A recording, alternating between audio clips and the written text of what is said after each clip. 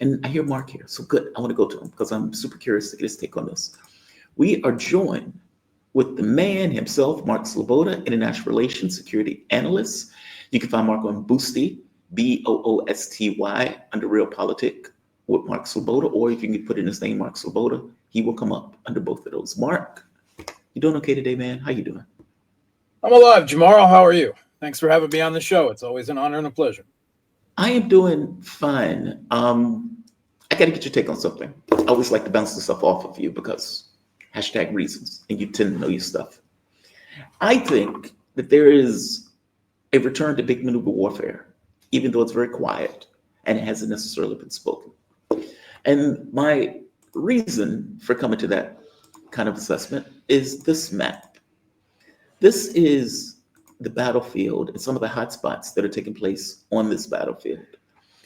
Konstantin, I'm going to butcher this name. You can correct me. Konstantinovka. Did I get that right? Konstantinovka. Konstantinovka. Thank you. You have Petrovsk or Pokrovsk. You have Chasiv Yar, Kupiansk. All of these are hotspots. Liman. If you look at them, what was the other one? Liman, Seversk. Exactly, right. All right. So if you look at this, what it looks like is a large encirclement maneuver taking place. I mean, the only thing you would need is for this to turn in, and you would need this to turn in. Both of these are spots where the Russian military seems to be advancing, where they're pushing on all fronts. But if this turns in, you have a large encirclement of the Donbass region. Am I getting this wrong? Yeah. That is too big of an area to encircle. This is just movement forward, the same strategy of attrition, now with more effectiveness because of the greater strength of the Russian military and the continued deterioration of the Kiev regime military. Russia's now, moving all along the contact line and able to engage 5 or 6 major urban areas at the same time. Simultaneously. I see. So just to be clear, this is not encirclement. This is just. I mean, not in a big theater encirclement, right? That would require the injection of 1 or 2 entirely new armies, which Russia has in reserve, we're told, the Wall Street Journal. But they would have to penetrate deep behind the lines, and then there would be lots of problems with logistics and supplying those troops. It's not impossible, but there's no signs that that's happening. Right. What is happening is a continuation of what Russia has been doing all along the contact line. It's just that Russia is meeting greater success faster because of their forces keep getting stronger, and the opponent, because of the strategy of attrition, keeps weakening. There was just a report from a Kiev regime Rada deputy, an MP, right, a member of their Putsch parliament, just yesterday admitting that the Kiev regime military over the course of the conflict now has 400,000 deserters. 400,000 deserters. That's more than most of the armies of European NATO put together. Yeah, I saw that. In fact, I have that video, actually. That's a hell of an admission. That is a hell of an admission. If they have that many deserters, how many people do they have on the battlefield? Do we know? I would say probably less of combat troops, right? The Kiev regime still on paper claims to have 1 million people, right? They've always claimed that. They claim ridiculous things that Trump evidently repeats nonsensically about their numbers and about their losses and Russian losses. But if we're talking combat troops, right, not people in the reserve doing logistics and that sort of thing, I think we're probably looking at less than 200,000 at this point. And unfortunately, the problem is that those aren't all committed ideological forces anymore, like they maybe were earlier in the conflict. Now we're looking that the majority of them, perhaps as many as 60 to 70%, are freshly conscripted men who do not want to be there, who do not want to fight and die for this regime, are not military people, are not ideological, and have no training whatsoever.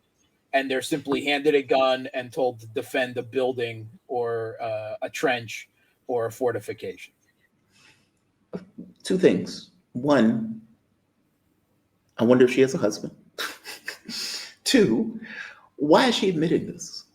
Like, that's a hell of an admission to make, that we have more deserters than we may have active fighters on the battlefield. That's a hell of an admission for somebody in the RADA to admit. What is going on in the RADA where they would own up to this? Yeah, okay, so we saw some political intrigues in the last couple of weeks, right? You know, we talked about it last week, about the possibility that, you know, that Seymour Hersh mentioned that the U.S. was moving to get rid of Zelensky. I argued that that wasn't the case. At least there wasn't any evidence of that. There was obviously some intrigues going on, but it seemed more like, to me, that the European Union countries, separate from the United States, was slapping Zelensky's hand for going after a leverage of their power over him, his administration, and you know, the Ukrainian Maidan regime in general, which was these anti-corruption watchdogs of NABU and SAPO that they had a de facto control over through the way that its directors were selected and the commissions that controlled that and so forth. So that was my assessment of what happened, and that it wasn't a regime change attempt as Seymour Hersh was suggesting would happen. The U.S. wasn't involved. There weren't enough other signs. This was more pressure on Zelensky, and almost certainly coming primarily from the Europeans. Now, with all of that going on, and with the continued, really at this point, no matter how Baghdad Bob level the propaganda coming out of Kiev, they just can't deny a lot of things anymore. And so people are starting to, you know, voice out of desperation how bad the situation is, and increasingly starting to, you know, cast blame at each other, as you know, they will, you know, as will happen in situations like this. So there is a political deterioration that is I would argue, a direct result of the military, the battlefield deterioration going on as well. There was another example of this type of, shall we say, admission where there weren't such admission, you know, cracks in the propaganda wall that we haven't seen before, is an interview that the Kiev regime's military intelligence chief, the genocidal sociopath Krylu I like the dark Budanov, gave to Ukrainian media. And he was outright talking that unless things dramatically change, and he actually seemed more like he was talking about a change of course for the Kiev regime to enter into negotiations, although he didn't say that outright. But he said that there was a possibility. What he was saying was that the Ukrainian state could cease to exist. And he created an allegory, you know, to look at it. And he admitted that, you know, that he's a stamp collector. Because I guess genocidal sociopaths collect stamps too. Stamp collector. I don't know. Bizarre. What? How random. Yeah. Okay. He collects stamps, and he was mentioning that he can't help but notice that in his stamp collection, dating back to like 1900 or something, that there is a lot of stamps representing countries, states that no longer exist. And he was very grimly and very soberly assessing that Ukraine could soon join the ranks of those countries that don't exist. Now, this is the same guy who a couple years ago was forecasting how the Kiev regime would be celebrating summer in Crimea, right? You know, before the failed 2023 offensive. But this was a Budanov that we have not seen before. He looks Resigned. beaten. He looks beaten. First of all, he's in the daylight, so that's. I was about to say. I was about to say that. Yeah. In the sunlight. Maybe he's been cured of his vampirism or whatever. I don't know. Because he did before. The last time he gave an interview to the Western press, he was in a dark room and I don't like the light and so forth. Now, he's out in the daylight and he's talking about the end of Ukraine as a state being a distinct possibility, unless there is some drastic change very soon. He seemed like a beaten dog, a rabid dog, but a beaten one nonetheless. Speaking, I say that not for beating dogs because I have dogs myself. It's just an expression. It's just the way he looks. Yeah, he looks resigned to his fate on some level. No, agreed. Okay, you've destroyed my pet theory. My pet theory was that Russia was in a silent, quiet, big maneuver warfare thing. Fair enough. I accept that, but they're not. But I was looking at stuff like this, where this is them going after bridges on the Dnieper. I mean, just taking them out. Now, this was something they wouldn't do before. So this is new. Like that's not true. I mean, if you're talking a bridge over the Dnieper, okay, well, bridges actually over the Dnieper have been destroyed before, too.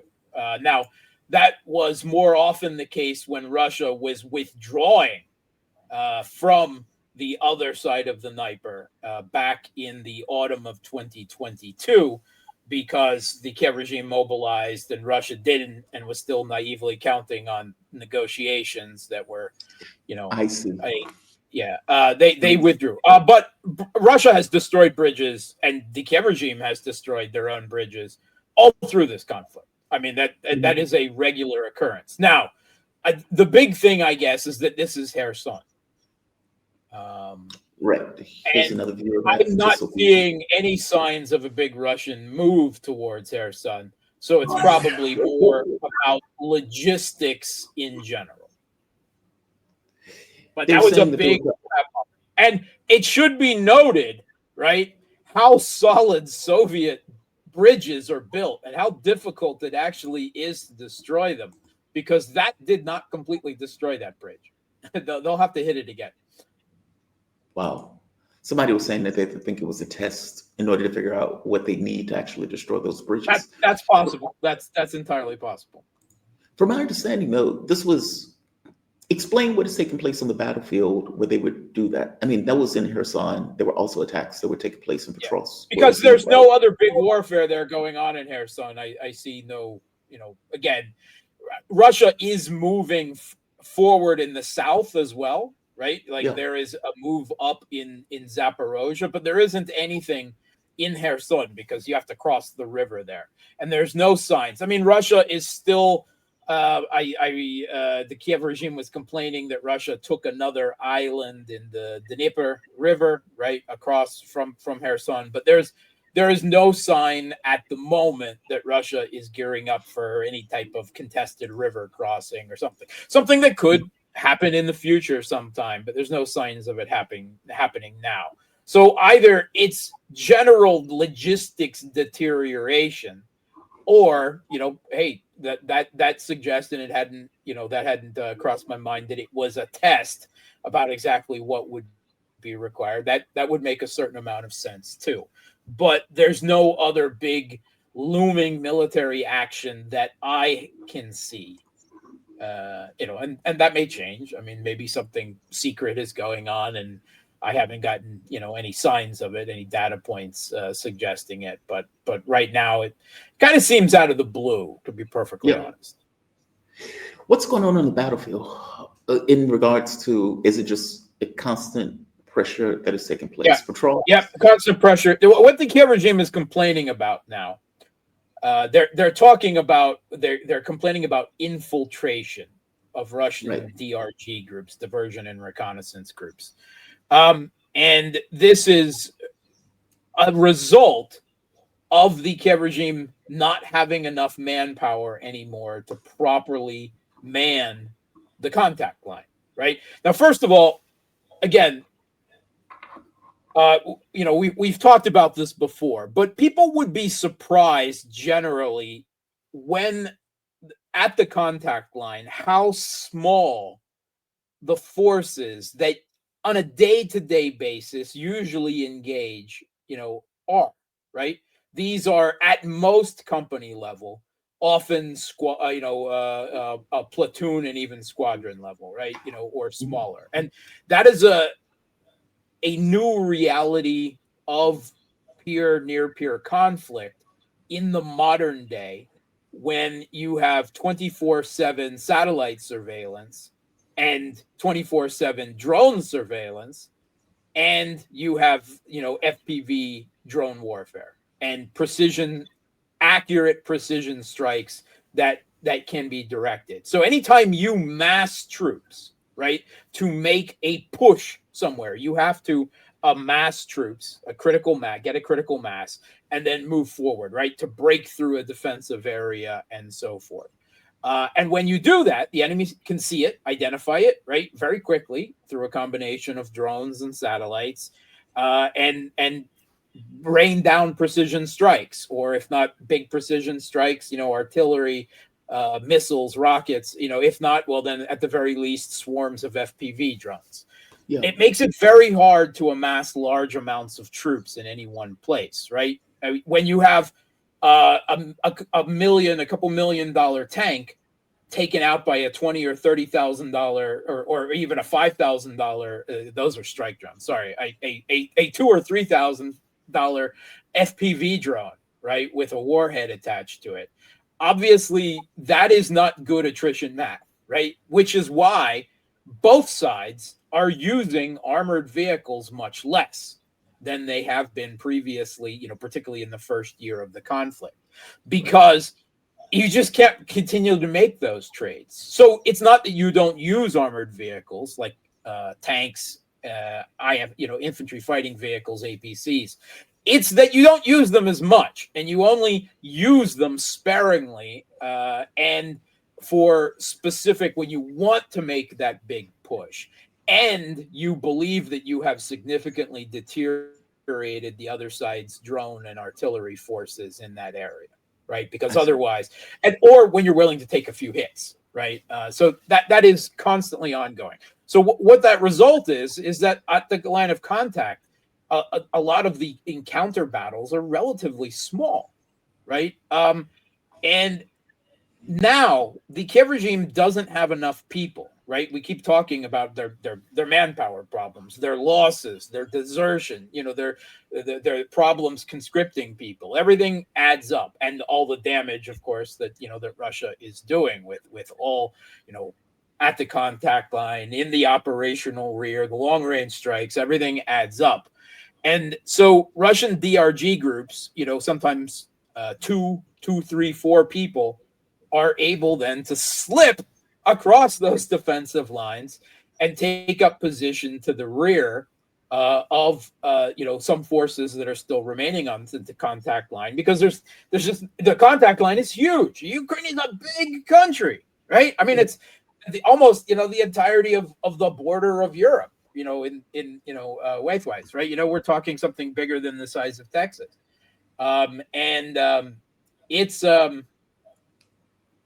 it's hard to man all of that, and particularly because Russia has a deliberate strategy of applying pressure all along that contact line to spread those forces out thinner and to create exactly the situation. So as a combination of the process of attrition and just the general manpower woes, Russia's now able to insert forces regularly behind the front lines, which makes everything start to crumble much faster as people find that the Russians are behind them. And they're complaining that this is happening in Pokrovsk. They're claiming that everyone in Pokrovsk is a DRG group, which is not the case anymore. But they're complaining about it more generally, not only across the wider Pokrovsk region, the area there, but all across the contact line. And like I said, Russia has plenty of troops. They have plenty of highly trained troops, right? Their numbers keep growing, right? This was admitted by Kiev regime figures that the Russian military is getting at least, they say, 100,000 bigger a year. I would argue that it's actually substantially more than that, maybe double that number.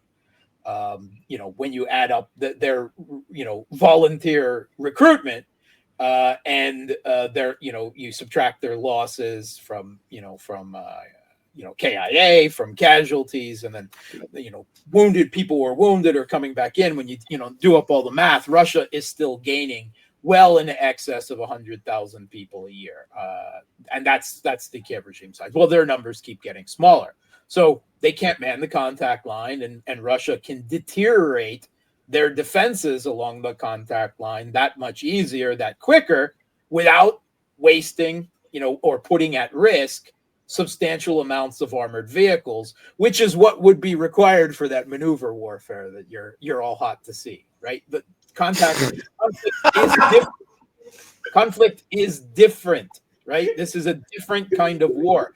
American media and generals, Mark Milley, his fantasies about what was going to happen during the 2023 summer offensive, this U.S. Jedi art of maneuver warfare, that's dead, right? That was decimated, right? It didn't fail. It was wiped out by Russian defenses, right? They never even got past the first of 5 defensive lines.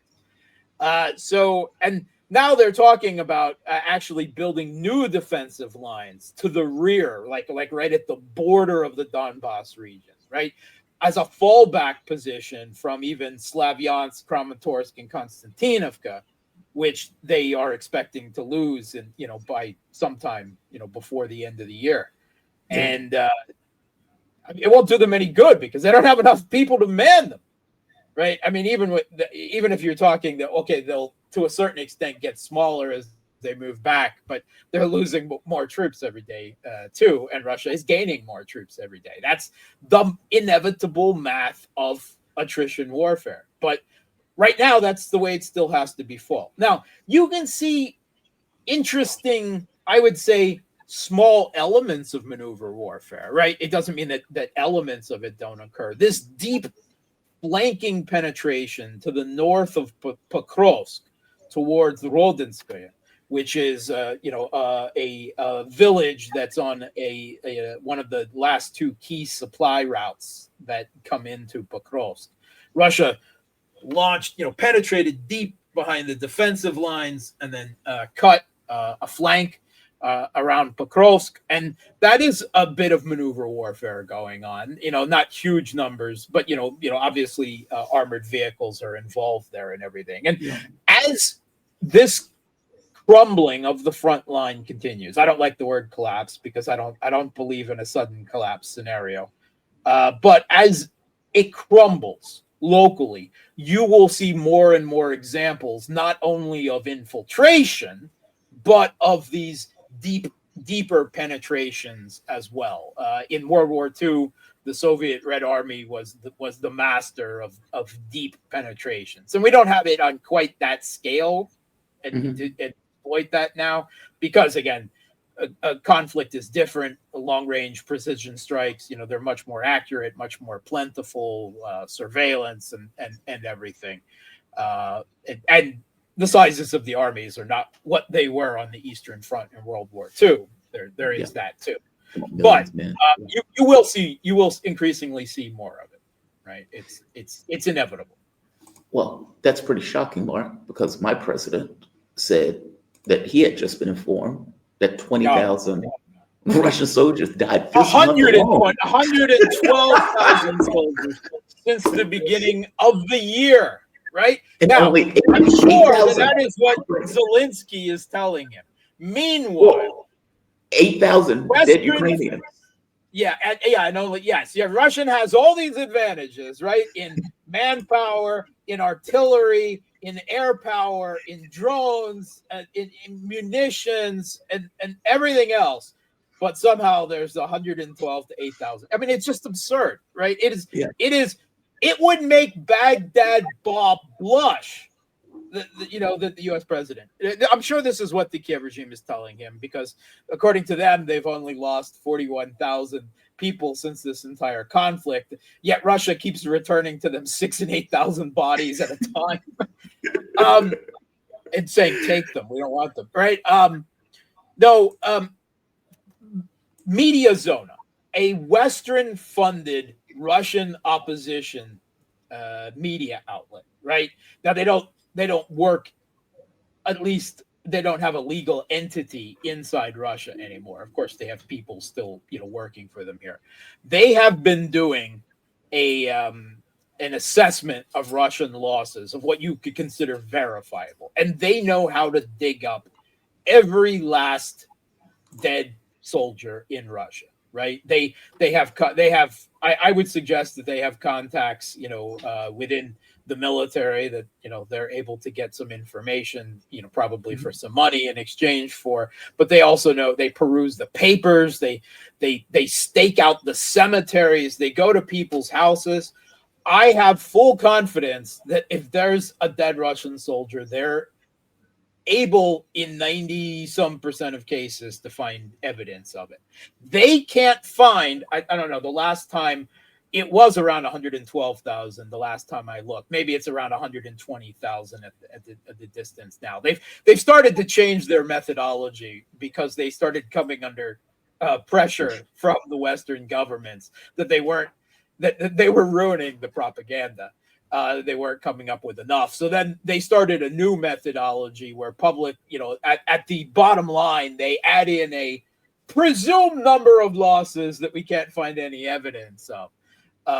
And I mean, the numbers still actually don't increase it by anywhere near the insane numbers that you're talking there. But you can still find their actual numbers of what they actually find evidence of. And so we're talking maybe 120,000 dead in the last 3 years, not 112,000 in the last 6 months. It's absurd propaganda. There's no way that Russia is suffering, I mean, even if you were talking casualties rather than dead, right? I mean, even if you were talking that there's 6 injured for every dead person or something like that, even then, I mean, the truth of casualties on both sides is that 80 to 90%, well, no, it depends on the type of casualty, but a substantial number, a majority of casualties, right, which is dead and injured, right? A majority of casualties will at some point be returned fully to service, right? Now, obviously, people that lose arms and legs and things like that, those are when the Russian military presents numbers, what they usually present is what they call permanent losses of their opponents. And that is dead and injured to the extent that they can't return to combat. Right. And that's actually a much more specific number being presented. Now, you don't have to take that number, 100%. I don't. I take everything with a grain of salt. But I think the course of the last 3 years of this conflict, the information presented on both sides tells us clearly that the Russians have been far more accurate, far more honest with the information they have presented than the other side has. Right? So I tend to believe those numbers more or less. And so, I mean, and again, we have Media Zona, Western-funded info warfare outlet, right? Essentially backing that up. Of course, they don't want to talk about that, right? No one wants to admit, because this is part of the propaganda that is necessary in order for them to consider, to continue a war that is, wiping out the Ukrainian people. Do you think he believes that number? I'm sorry to interrupt. Yeah. Do you think he believes that number? I got the sense he did. I have the sense he did. Yeah. I have the sense that was a number that was presented to him, and that's what he's gone with. Right. Now, my question then would be, Tulsi, what the hell are you doing? Yeah. She's his director of national intelligence. Forget the Epstein files, right? I mean, or what she's not doing Epstein. She's doing Russiagate, right? Of course, that's his hot priority. But I guess that's important, everything, but surely she can manage to present some actually credible casualty numbers. But we also know that when he's presented with information he doesn't like Tulsi did previously about uranium, the Iranians not having a nuclear weapons program, he just ignored it and went with what Netanyahu was telling him. So whether he's being told quietly some credible number that U.S. intelligence is coming up with and is discounting it, or he's never being told a more credible number, I don't know. But my read of his is that he believed that number, which again, that tells us how we can never, there can never be a diplomatic settlement of this conflict when he's operating from a completely erroneous assumption of how the conflict is going, right? It obviously, he thinks, he's surprised that Russia hasn't cut a deal, right? Because he thinks Russia is suffering some types of mass casualties, which the media is saying all the time, that there's never any evidence of that presented, that there's nothing on the battlefield that says that that is happening. But, that is obviously informing his assumptions, his expectations. And Putin himself, just in a conversation, with Lukashenko to the public, that he gave over, the last few days, he directly addressed, Trump disappointment, saying that, disappointment always comes from having excessive expectations. And I think he was talking more about, Trump expecting that he would be able to coerce or I don't know, charisma Putin into giving him concessions, the losing side of this conflict.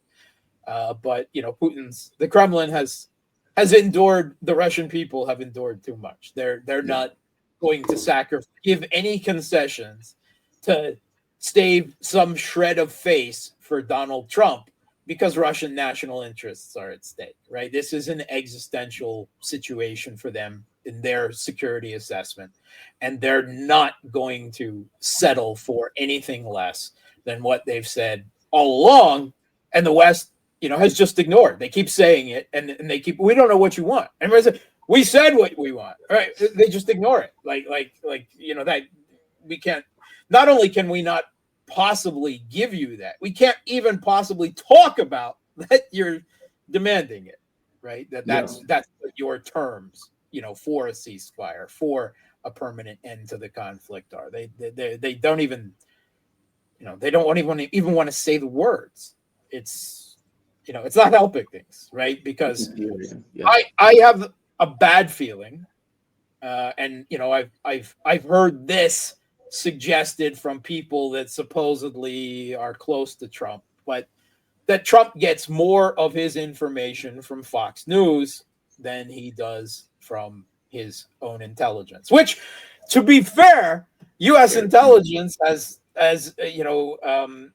previously participated in obviously, politicized hoaxes and slurs to try to keep him out of office. So he has very little reason to trust U.S. intelligence, and U.S. intelligence has been lying to the public, or certainly the Pentagon has, and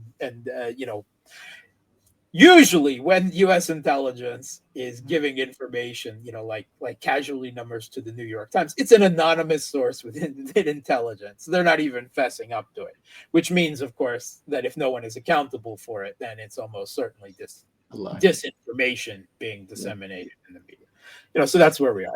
If we're operating from two different fundamental realities of what's going on the battlefield, then obviously there are vastly different expectations going into any type of diplomacy that is or more is not going on. So until Trump is properly advised and convinced of the reality on the battlefield that we have been addressing, good and bad, right, for the last 3 years, he's still being fed, Orwellian propaganda, and he can't possibly make good policy decisions. I mean, it's no guarantee that he would make good policy decisions anyway, but it's quite obvious, from that interview to me, that he believed the numbers he was saying, which is... No, I agree with you. That's why I asked you. I do agree. I mean, it's so incompetent. Like, it's so separate from the reality. Just as you point out, just the numbers of bodies. The rule. It's not the exception, right? Yeah. The Russia experts, right? Whether they are in the academic, the ivory tower, the think tanks, in the intelligence services, right? The Russia desk at the CIA. So it seems that everyone was saying that Russia's economy would collapse under Western sanctions, right? They really believed that. And that wasn't Trump. That was the Biden administration. Right. And if you go back over the years, you see they continually get Russia wrong. They get it wrong about the support of the Russian people for their politicians, for the Kremlin, for the people that they elect. They get it wrong in the support for the conflict. They get it wrong.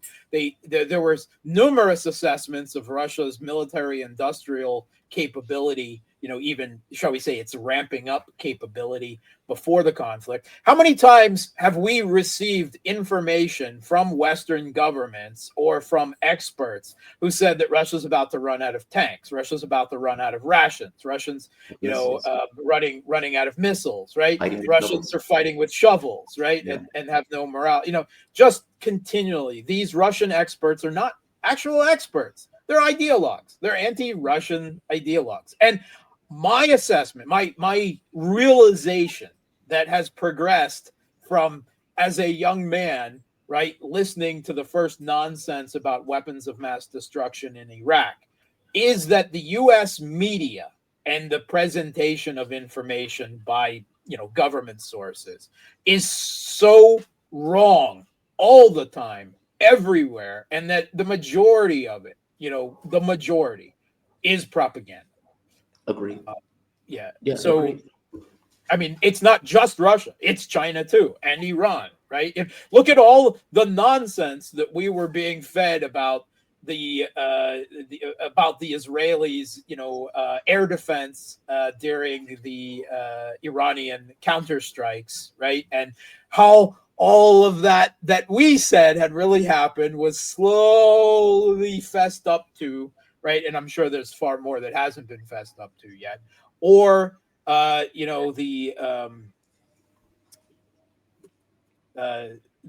damage done to Israel, economic facilities, the effectiveness of their air defense, right? The number of dead and starving in Gaza, everything is disinformation all the time. And it is a constant struggle. I think that's the primary work of you and me as journalists and analysts, is wading through this filth and trying to find some actual truth in it, right? That's the dirty job that we do. And, it's a tough job. It's not a finding, pearls in that pile of feces is hard, disgusting work. I mean, I don't know about you, but after I listen to or read enough of the Western media, I got to go take a shower because I feel dirty. I mean, I feel physically dirty.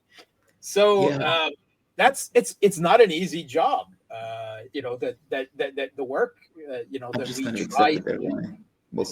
But I think, by and large, you take a look, at our track record in the alt media in general, right? And I'm not going to speak for some people who have made exaggerated cheerleading claims from the beginning of this conflict. And okay, all right, cheerleaders have their purpose too. That's morale. That's everything. And at least you can say they're on the right side and whatever.